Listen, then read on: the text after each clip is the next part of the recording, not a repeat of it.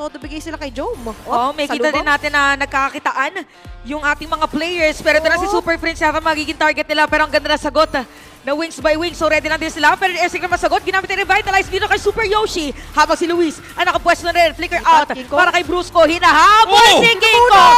Uy! Nakakita ka na ba ng glue na lumilipad? Ayun si King Kong.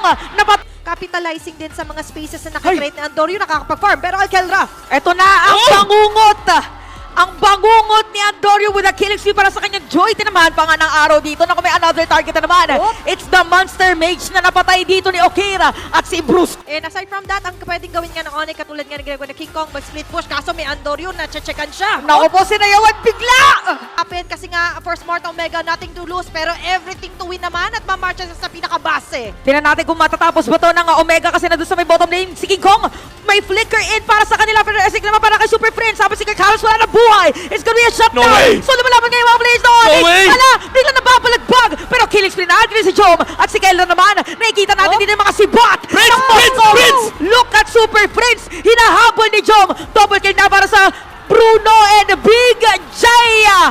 Makikita natin ngayon with a maniac. So ang matitira para dumebensa sa side ng Onyx ay si King Kong at ang barangay.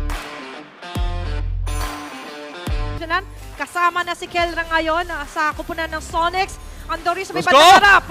Ito na ginamit yung flicker para kay Kirk. Pero King Kong pa rin makakakuha dito ng turtle. Habang nasa gitna ng mga players, ginamit na rin yung vengeance. Appraiser's Wrath para kay Andorio. Patay ngayon si Brusco. Pero look at King Kong.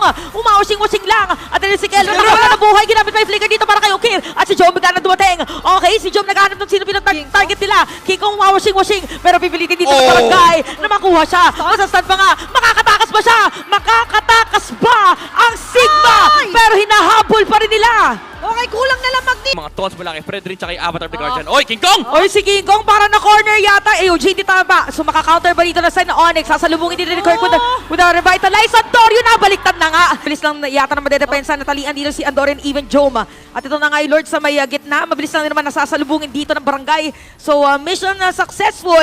Pero successful nga ba talaga yung setup play? AOG ang counterplay nila. So it's gonna be a kill steal para dito kay Super Prince. Habang si Kelra sa may Geddy. Super Yoshi mawala na buhay doon. Kirk makakakuha dito ng patay. Ay, nandito nga si Brusco. Hinihina mga sakat. Jome sa mga sibat. By the way, nagamit yung final slash dito ni Luis.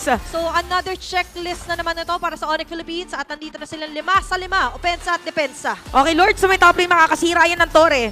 For Omega ngayon, go! makaka-counter ba nila yung play na ginawa sa kanila ng Onyx? Okay, bigla na lang nawala si Super Yoshi din. Unti-unting aaray, pero makakapag-AOG out habang si Jome nagpipreheat lang sa kanyang Moskov. So, madedepensahan pa rin dito ng barangay. Yung kanilang base, wala na dito Pride of Ice, si Super Friends. At siya na nga ang target nila. Nako! Shutdown na para dito kay Jome. At nakagalit na nga bigla yung barangay. Double kill. Kanina nakamenyak siya. Pero laban na ito ni Kelra. At even ni Jome. At nasaktuhan pa na pinasok dito ni King Kong. Hindi daw sila pabayag na hindi sila lalaban. Ito daw yung Super Fam.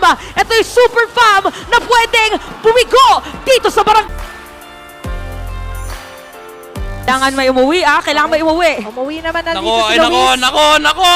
Anong unahin natin dito? Nako, sino biglang dadating? Kailangan may dumepensa na minion wave. Kaya ba dito? Pero bumasok din yung mga players ng barangay. Dito pa sa mga base ng Omega. Ginamit yung Nether Realm. Biglang mawawala dito mga players nila. Si Super Prince at saka si Brusco. Bigla. Para sa laban na ito, aabante ang puwersa ng barangay. Grabe na talaga. May kita natin siniba na naman dito si Super Prince. Hindi na nakalatag yung Nether Realm niya. At nawala na si Brusco ngayon. Kailangan matras sila. Si Jome nakakuha doon sa record. Pero hindi papayag sila Kelra. Andito si Andorio ngayon. Triple kill na para sa kanya. We have 2 players sa side ng Omega. That's it. Hala, nung mag-desisyon nyo talaga. Nandito pa rin yung Lord kinukuha nila. Portal! May bottom lane. Meron portal yata sa kanila. Si Luis dito hinahabol na. Habang yung minion wave na doon pa rin. Okay, si Kirk sa medal ko. Bigla sinalubong. With Lord nakuha na. Hala, sige yung kabayo. Sige, pinapastol na nila. Habang nandito pa rin si Super Free. Look at Makikita Kirk. natin yung final lap. Ito na ba yung magiging final clash natin dito Look at sa Kirk. game number 3?